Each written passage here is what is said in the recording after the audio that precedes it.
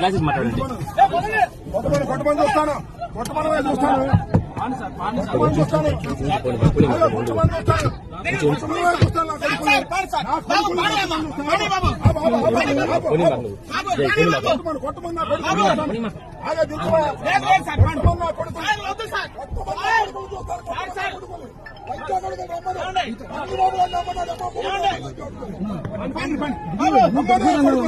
రమ్మన్నా కొడుకుని రెండుగా నా కొడుకలా రెండుగా రెండు కొట్టు నా కొడుకలా కొట్టరా దించు గ్లాసెస్ మాట్లాడండి. కొట్టమని చూస్తాను, కొట్టమని చూస్తాను,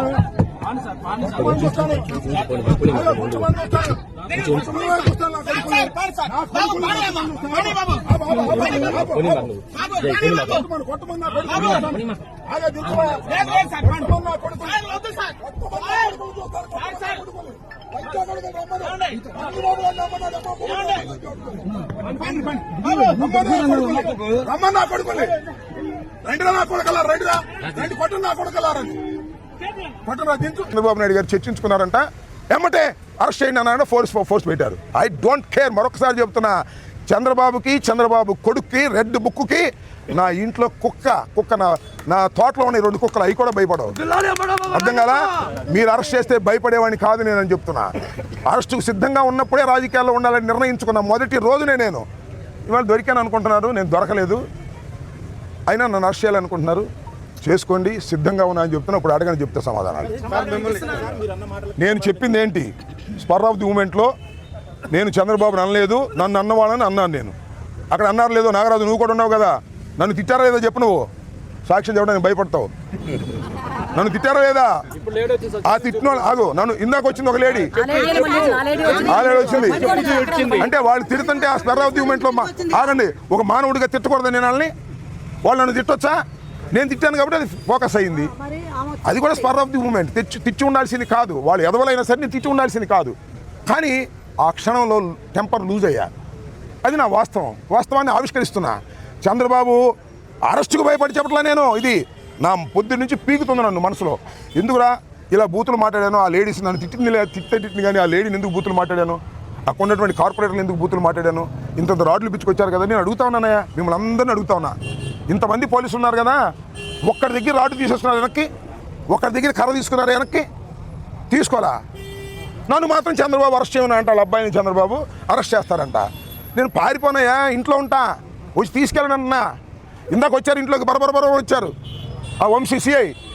మళ్ళీ ఏమంటే ఇప్పుడు వద్దు అనుకున్నారేమో, మళ్ళీ వెనక్కి వచ్చారు.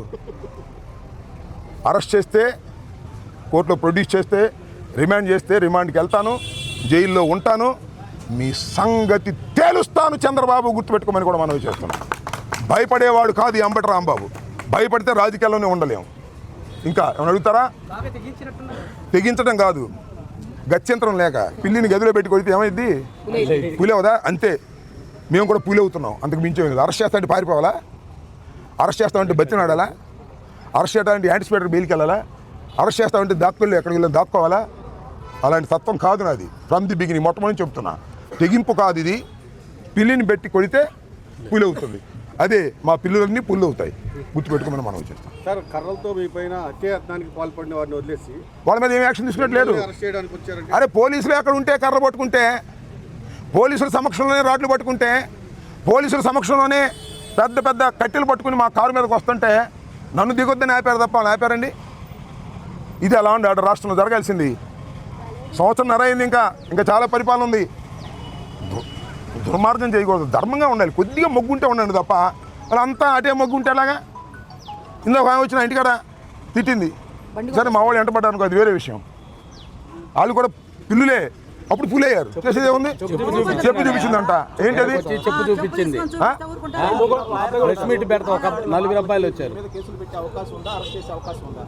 అసలు ఆగమ్మా నువ్వు. చట్టం తెలుసు నాకు, లాయర్గా ఉన్నాను. మన చట్ట ప్రకారం ఈ ప్రభుత్వం పోవట్లేదు. చంద్రబాబు, లోకేష్ అరెస్ట్ చేయమంటే అరెస్ట్ చేస్తారు.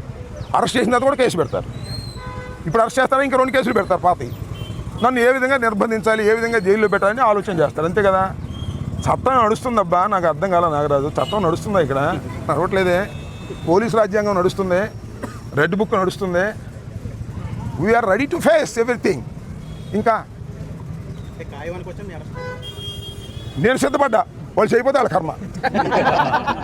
ఎందుకంటే నాకు వచ్చిన నాకు కూడా గవర్నమెంట్లో పనిచేసా కదా, నాకు కూడా సమాచారం ఉంది, చంద్రబాబు ఆదేశించాడంట అరెస్ట్ చేసేయమని. సిద్ధపడ్డా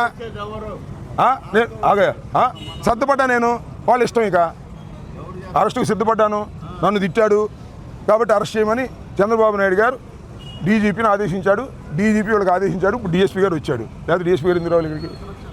మార్నింగ్ నుంచి జరుగుతున్న ఎపిసోడ్లో అంటే పార్టీ నుంచి ఎలాంటి భరోసా కింద పార్టీ ఎప్పుడు భరోసాగా ఉంటుంది. జగన్మోహన్ రెడ్డి గారు పార్టీ ఇప్పుడు భరోసాగా ఉంటుంది. నన్ను ఎవరు కూడా నేను తిట్టింది తప్పు అని ఎవరు చెప్పమనిలా, నా అంతరాత్మ ఉంటుంది. నాకు నా అంతరాత్మ ప్రకారం చెప్పాను. నేను అరెస్ట్ భయపడి కూడా చెప్పలేస్తామా? వాళ్ళని చదివించి పోలీసు ఉద్యోగస్తులుగా తయారు చేస్తే ఇవాళ మీరు ఎవరికో లొంగిపోయి లా అండ్ ఆర్డర్ను కూడా ఈ రకంగా దిగదారి చేస్తే ఎంత ఆత్మక్షోభ ఈ పోలీసులకి, కానిస్టేబుల్స్కి కానీ, ఎస్ఐలకు కానీ, సిఐలకు కానీ, డిఎస్పీలకు కానీ ఎంత క్షోభ. అది క్షోభతో ఉద్యోగం చేస్తుంటారు వాళ్ళు. ఇది తప్పు కదా డీజీపీ గారు. ఇది ఈ రకంగా పోలీస్ వ్యవస్థని తయారు చేయటం ఏమైనా ధర్మమా మీకు? ఇది మీ అమ్మగారు నాన్నగారు కూడా ఎన్నో ఆశలతో మిమ్మల్ని ఐపీఎస్ ఆఫీసర్ చేసి ఉంటారు కదా.